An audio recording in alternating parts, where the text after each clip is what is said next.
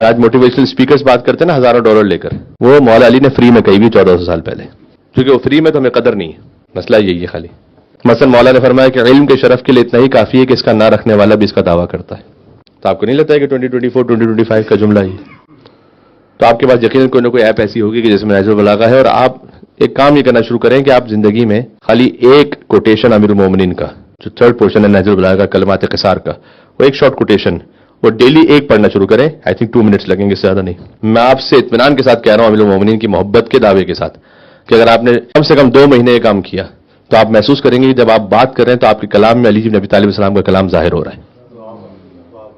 اور آپ یہ بھی فیل کریں گے کہ وہ جو آپ نے اپنے ایکسپیرینس سے 20-30 ایئرس کے ایکسپیرینس سے سیکھا ہے نا، وہ مولا علی علیہ السلام نے 1400 سال پہلے ایک جملے میں بیان کیا ہوا ہے، آلریڈی کہا ہوا ہے. آج موٹیویشنل سپیکرز بات کرتے ہیں نا ہزاروں ڈالر لے کر، وہ مولا علی نے فری میں کہی بھی 1400 سال پہلے، کیونکہ وہ فری میں تو ہمیں قدر نہیں ہے. مسئلہ یہی ہے خالی.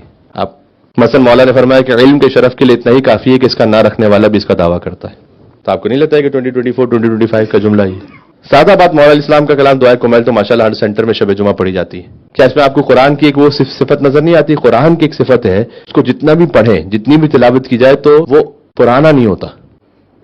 دعائے کمیل میں وہ کیفیت محسوس ہوتی ہے کہ جب بھی آپ کہیں شب جمعہ یا سریع الرضا تو ہر بار ایک نئی تازگی فیل ہوتی، کیونکہ کلام جڑا ہوا ہے اس سے کہ جو لسان اللہ ناطق ہے.